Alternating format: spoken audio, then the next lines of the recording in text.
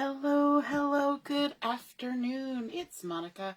Oh, it's not afternoon yet. It seems like the day is flying by, but it's morning. Good morning. It's Monica from Life is Art, and this is the Friday 10 a.m. technique at the Baking Memories online crop, and I'm just getting my video going and giving everybody a moment to find us over here on the business page.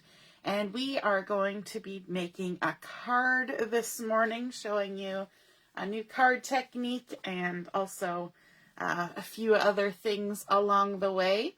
So let me just grab the catalog so I can show you what we're going to be using. This is our new October to December catalog. We're going to be using some pattern papers from the Freshly Baked collection. We're also going to be using a stamp from the Freshly Baked Scrapbooking Stamp set. We're also going to be using this fun one, which was like the first stamp set in my cart when the new catalog came out, which is called Here We Go Again, and it is super cute. I love all the sort of sad little animals. It's kind of like, feels like a Monday. It's got all sorts of cute little sentiments. Get back up or take a nap. Hope it's bearable. Here we go again. When life knocks you down. Rise and shine. But why? Feels like Monday. Don't make me. The struggle is real. And I think just the cute little animals are just the sweetest things ever. So we're going to be using something from there as well. And we're also going to be using one of the new alphabets from the new core catalog that just started in August. And let me see if I can pull that up. So many fun things in this core catalog. Oh, there we go, alphabets. I haven't got my tabs in here yet.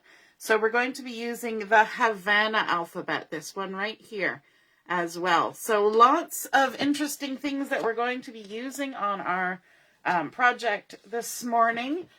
Let me just revamp my video. It seems like I only see comments when I restart my video each time. It just and sadly that means that I miss some because they're just not showing when I look, and then when I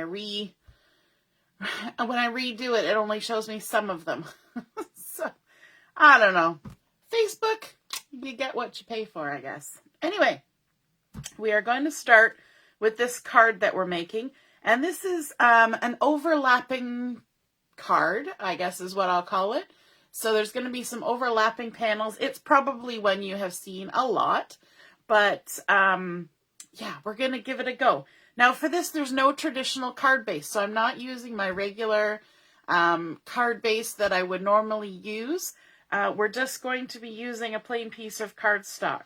So I'm going to be giving you a lot of dimensions, but I will also put the dimensions in the list of what we created, the products that we use. I'll also add the dimensions. So the card base is a standard size, 4 1/4 by 5 1/2, but it is a single piece of paper. It's not folded, okay? So 4 1/4 by 5 1/2 is going to be the base, and I'm using Scarlet cardstock for mine. And then we're going to add a panel of Toffee cardstock on top of that, and it is 4 inches by 5 1/4. So if I lay it on top here, you'll see that it's just a little bit smaller. So 4 inches by 5 1/4. And then we're also going to need a piece of Toffee again, and that's the colors that I'm using. So my next piece of Toffee is 3 1/2 by 4 inches. Okay, so you can see we're getting quite a few pieces. And then a third piece of the same cardstock, Toffee, and that is 3 1/2 by 3 inches. So a little bit smaller than this one. Okay, and then there's going to be some pattern papers as well. So I'll give you those dimensions as we get to them. And and go from there. Okay, but again, I will post all the dimensions in the description once I post the photos afterwards. Okay, so what we need to start with first is we need to start with this panel here, and this is the one that is 4 by 5 1/4. And we are going to attach a couple pieces of pattern paper. And this is some of that fun pattern paper from the Freshly Baked collection. And hey, Carol, nice to see you found me. You are in your craft room. Yay! Finally, eh? Oh, Carol had such a busy day yesterday, she couldn't even get in her craft room. So we're going to add these 2 pieces to the top and bottom, and these pieces are 4 inches by 3/4 of an inch. So 4 inches by 3/4 of an inch, and we're just going to add them at the top and the bottom of our Toffee panel.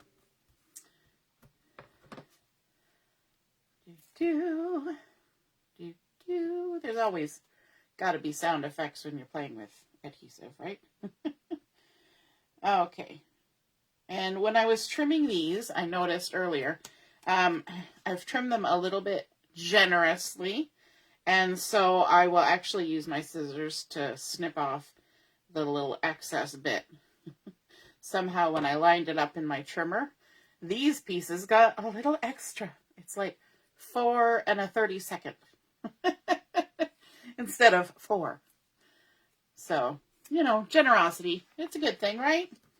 Okay, so let's line this one up. And because it's all the same, it doesn't really matter which is the top and which is the bottom. So if I turn it around like this, it doesn't matter. It's all the same. I'm going to flip it over to the back side. This is a good tip when you're creating something.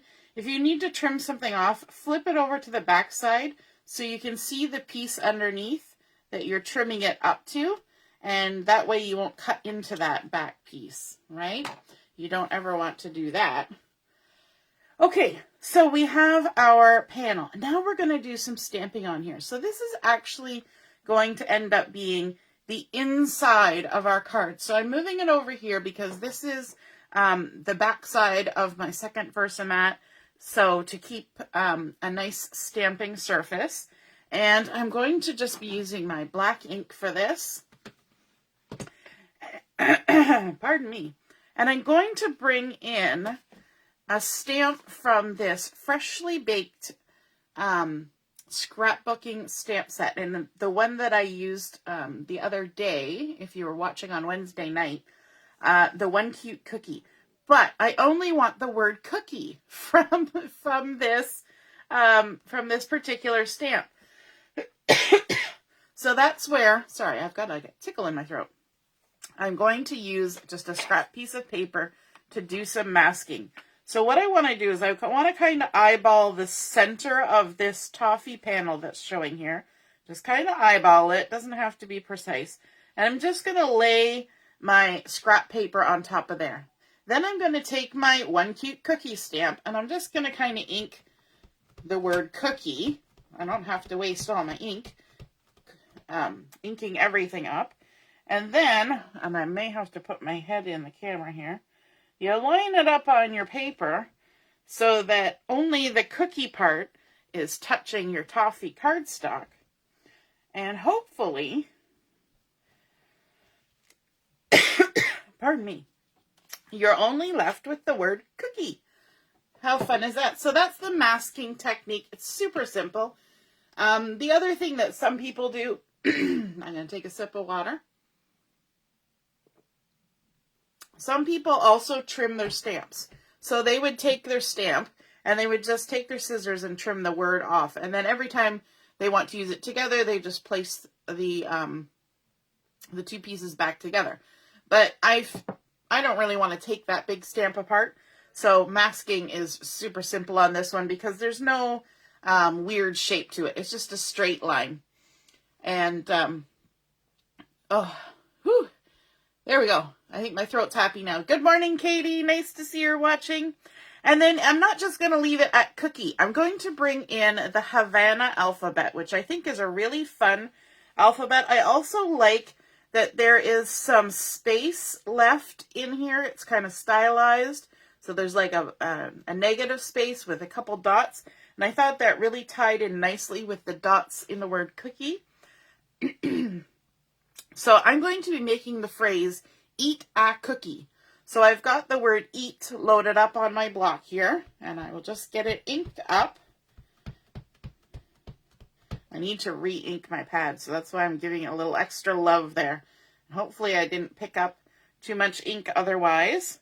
I'm going to scooch this actually a little closer to me because I'm having difficulty seeing. And I'm just going to line that up above, give it a good press down. So now we've got eat. And then I have to steal the A here. Got to steal the A out of the word eat because there's only one in the alphabet. Load it up on a block. And we'll ink that up. And I love this about our clear blocks and our clear stamps, that we can see right where we're going, right? You can see right through, line things up where you want them, hopefully. And there we go. So we've got eat a cookie. So you know this is going to be a tasty card, right? When we start out with eat a cookie. Okay, so we have that panel, and that is a completed piece. So we're going to set it aside. The next thing we want to do is to bring in those two toffee pieces that I told you about earlier. So once again, this one is 4 inches by 3.5. And this one is 3 inches by 3.5. And what we're going to do is on those sides where it's a half, we're actually going to score a 1/2 inch line. So we've got it lined up here. This is the 3.5 one. And we're going to score on that 3.5 inch side a 1/2 inch mark. And that is going to then leave us with a 3 inch by 3 inch square after that score line. So scoring along the 3.5 inch side at 1/2 inch. Oops, my ruler moved. There we go. 1/2 inch. And then the larger one here, which is 4 by 3.5. We're scoring it along the 4 inch side so that we end up with a 3.5 inch square. So we're just going to score it then at 1/2 inch. And if you have a scoreboard, that's quick and easy. I just use my ruler and my bone folder. And then we're going to fold those score lines to the back. I want my true color toffee side rather than the light side. So we're going to fold that back to the light side like that. And we're making a little hinge, okay? And then we're going to do the same with this. We're going to fold it to the back and crease it down nice and crisp. Okay, we can open it up, back up a little bit. And we're going to add some decoration. But I want you to note that the larger panel, I'm putting the 1/2 inch score on the left side. And the smaller panel, I'm going to put the 1/2 inch fold on the right side, like that, okay? So they're going to have the score lines on opposite sides. All right, my video stopped. There it is, okay. And then I want to bring in some pattern papers. So on the larger one, which is a 3.5 inch square, now that we've taken away the hinge, I'm going to add a 3.25 inch piece of the pattern paper. And this is that really fun one with the cookies on plates and little bottles of milk with the little straws. Milk and cookies. Who doesn't like milk and cookies? And so let's add some adhesive to the back of this and stick it down. So you can see where we're going with this eat a cookie, right? We're totally working up to that eat a cookie. Okay, and this pattern actually can go just about any way you want, but when I was looking at it, this looked like about the right direction for my eyeballs. And you're just going to center that in that toffee square, keeping in mind that we've got that fold there. And then for this little one, I'm going to be adding a piece of the striped paper. And this has been cut to 2 3/4 inch square.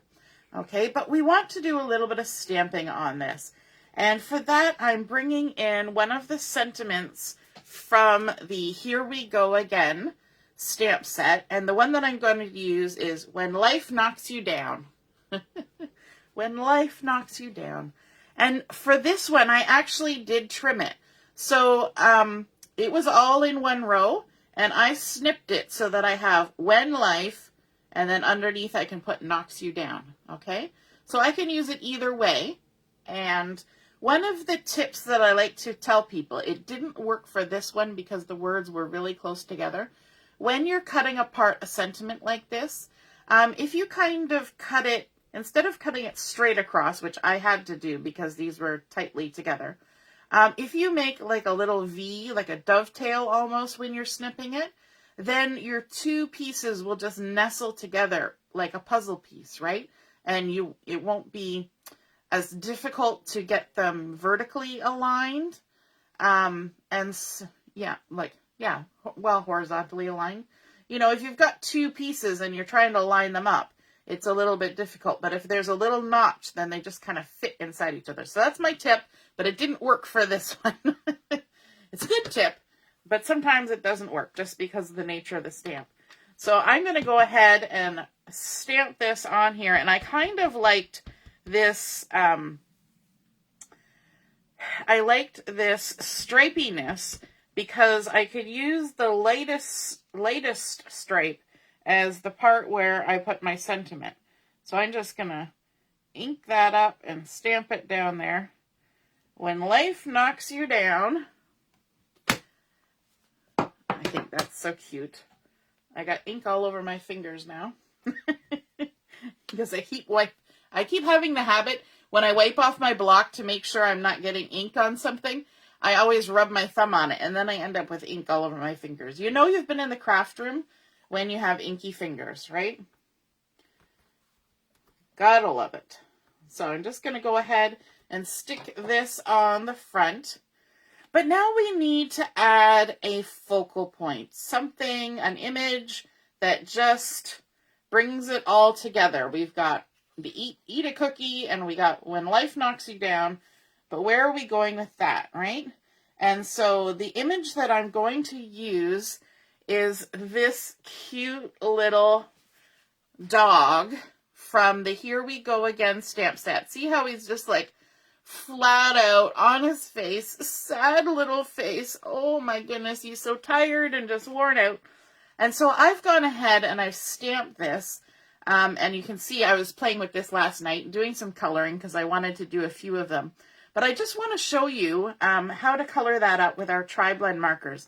And for this little dog, I'm only using 2 markers. I'm using the Earth Brown blend and the Brown Gray blend. And in the markers that I have, I don't have all of them. I have 2 kinds of gray. I have brown gray and I have ice gray. And I find anytime when you're using browns or oranges or any of those kind of colors, you want to use the brown gray to do shadowing. And when you're using blues and greens and pinks and things, then the ice gray, because it's like the warm color versus the cold color. So I like to use the brown gray for that. So let's start with the Earth Brown blend. And I'm going to start with the lightest color and just show you how I colored this little guy up. And so I just went ahead and colored his little ears and the lids of his eyes and then the little patch down. My eyes are blurry this morning. The little patch down the left side of his face. And then I left this center part white, as you can see in the one that I've already done. And I find it helps to kind of work in little sections. So I'm just going to go ahead and color. These are alcohol inks, and so they blend really nicely. And you don't have to do a whole lot of work to make it look good, which is good for me because I have had issues in the past with markers. They don't always play well with me, or I don't play well with them, but these ones are lovely. And then I'm going to pop to the mid color. This is why they're called tri-blends, because we have a light, a mid, and a dark. And so I'm popping over to the mid, and I'm just going to start adding shadow. So I'm going to go to the bottom of his ear, like that, and under his eye, and kind of up that way. And then I'm going to do the bottom part of his ear, just adding in some shadow, some darker bits, and kind of around along here too, and under his eye, because he's got some under eye going on, because, you know, life is hard. And there we go, like that. And then I'm going to switch to the dark and add just a little bit more, just a touch here and there in the darkest little spots, just under his eye and down here under his cheek. Oh, poor little poopy dog. And then you can pop right back over to the light and just color over everything. And that kind of blends all your colors together and makes it look lovely. So just go ahead and color right over everything one last time. There is a blending marker that you can get in this collection of markers, but I find just going back over with the light. However, as we were discussing yesterday amongst the ladies at Chat and Craft, good morning, Joanne and Mary. Good morning. Hi, Robin. Sometimes the light ends up running out before the other two colors because you tend to go over things. So if you find that happening, then maybe you want to use that blending marker, because you can replace that blending marker again and again. Whereas this, you probably don't want to replace it till most of the colors have been used up, right? Okay, and then we're going to do his little body. So again, I'm just going to go all over it with the light color. Just like that. Oh, he's so sweet. So sweet and so sad all at the same time, right? I'm just coloring him in. I can hear that this one's getting a little bit worn out. You know, there's always that marker sound you hear when your markers are getting low. They always sound a little bit more, and I guess it's because the bristles are getting drier. So they're scruffing on the paper more than when they glide across with the ink or with the pigment. So there we go. And his little tail. So cute. Okay, and then I want to add a little bit of the mid as well. And so I'm going to do the same kind of thing. I'm going to come under his ear and under his chin and on the bottom of his arm there, and kind of on his belly, all around, and down his leg, a little foot, and kind of the stumpy bit of his tail there.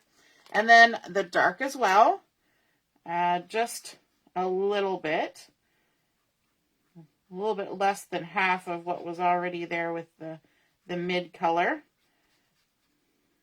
Add that along there like that. And then back to the light one. And we can just color right over everything. And it blends everything together. I love how you can just kind of scribble it on there, and then it ends up looking fabulous. That's my kind of coloring, right? Where you just scribble it on, and it looks good when you're done. Maybe that's why these markers work well with me, because I just scribble away, and there you go. A cute little dog. And we only needed to use those two colors. I'm just going to go ahead now with my gray, and I'm going to take the light of the brown gray, and I'm just going to add a little bit of shadow here under here. Just a little line, a little bit under his nose. And then you can even add it in the places where you did shadow and other colors. Just add a little bit of the gray like that, just an outline. Oh, the poor little poopy dog. And now we get to do fussy cutting. Now, these stamps, you can actually purchase them with thin cuts. So if you do that, then you can just go ahead and use the thin cuts to do the cutting. But I love fussy cutting, and it also saves a little bit of money that I can spend on other stamps or papers. And so quite often for things like this where it's not really hard to cut out, I just plan on using my scissors and I just buy the stamp. That's one of my little saving tips there. And we just go all the way around. When I fussy cut, I like to pivot my paper rather than moving my scissors. And I pretend like it's a die cut. So I leave that halo around it. And that way it's a little bit forgiving. If you try to cut directly on the line, which you do if you're trying to do paper piecing, but if you cut directly on the line and you make a boo-boo, especially after you've gone to all the effort of coloring it, then you usually feel very disappointed and sad, like this little puppy. But if you've left yourself that halo of space, then you can wander a little bit and it's not as noticeable. So if you're a wanderer, I'm a wanderer, I'm a wanderer, then leaving that halo works good. So I'm adding just a little bit of the thin foam tape to this little puppy dog here, because I want to make him stand out a little bit amongst all the things that are happening. And just add him right on here. And I like how there's this variety of color, because he's just going to kind of sit here in between. And he just fits perfectly in that space. I like that. And now we can start putting things together. So what's going to happen is we're going to take this layer of our card, and we're going to take the larger layer, and it's going to fit right there. There's going to be a little bit at the top and bottom showing, so you want to center it. And this little flap is going to be adhered to the back. So what I want to do is open it up and put adhesive just on the inside of the back here. Like that. So we're going to do the same thing with the little dog. We're going to flip it over and just put adhesive on here, like so. And take our large one, remove the adhesive, and now you're going to hold it kind of carefully because you don't want to stick things together until you're ready. So you're going to line this up along the left side. And what I like to do is, because I don't want my card to like try and stay open all the time, I like to give myself a little bit of a buffer here on the side. I don't shove it right into the crease of this fold, because it doesn't allow for the depth of this piece of paper. And so your card will always try to be popped open. So if you back it off just a tiny, tiny hair's breadth, and then stick that back piece down, then you see it doesn't pop up too badly. I mean, it still will because there's some card there. But we're going to put this other piece on top. And so we're going to do the same process, but this time we're going to overlap it. That's where we get that overlapping sort of name to the card. And we're going to stick this on the right side, and we're going to try and make sure that everything's about equal, top and bottom. Just like that, and stick it down. So we've folded it over. And so now you can see we've got all these pieces folded over to the back. We can now apply our adhesive to here. Like so. And I'm going to do a couple extras just because we've got flaps that are going there. And bring in the card base that we cut. That was 4 1/4 by 5 1/2, but it's just a single piece. It's not a folded card, because our flaps and everything on the front here is what's the inside of our card, right? We've already created an inside. We don't need another one. Although you could, if you wanted to write a really long message, you could certainly do that. But you've also got the back of the card that you can write the message on. So here's our little puppy dog. We're going to line it up, centering it on the front of the card base. And that was cut out of Scarlet paper, which matches all the little elements there. How cute is that? And then we need to add a little bit of something to the front. And I've got the freshly baked dots here. Grab my piercing tool. So let's add just a few little dots to the front. When life knocks you down, let me see, maybe a little pink heart. Aw, so cute. And then maybe a little sparkly dot over here. So there we go. Now, when we open it all up, we've got when life knocks you down, and then we see our beautiful cookies. Eat a cookie. I think that's just so cute. And Carol was making a great big cookie this morning, and she's like, now I want to eat cookies. I'm like, oh, you're just going to have to make another big cookie. So there we go. When life knocks you down with our cute little puppy dog, eat a cookie. So we started out with our Toffee cardstock, layering it up with 3 different size panels, and I will post the dimensions for those. Then adding in some of that beautiful pattern paper from the Freshly Baked collection to all of those panels. Stamping with 3 different stamp sets. We had our Here We Go Again stamp set here. We had from our Freshly Baked Scrapbooking stamp set for the word cookie. And then the Havana alphabet for eat a. And then layering it all up, making sure you get all these flaps attached before you add your back base page layer. And then it all pops right in a standard size envelope. How cool is that? So I hope you guys enjoyed learning that overlapping technique and the masking technique and the coloring technique. So lots of techniques and tips this morning for our Baking Memories Online Crop Friday 10 a.m. technique. Have a wonderful day. We'll see you at 12 o'clock noon for Chat and Craft. Just reminding you about that time change. Instead of 1 till 3, we're on from noon until 2. All right, we'll see you then. Toodaloo. Bye.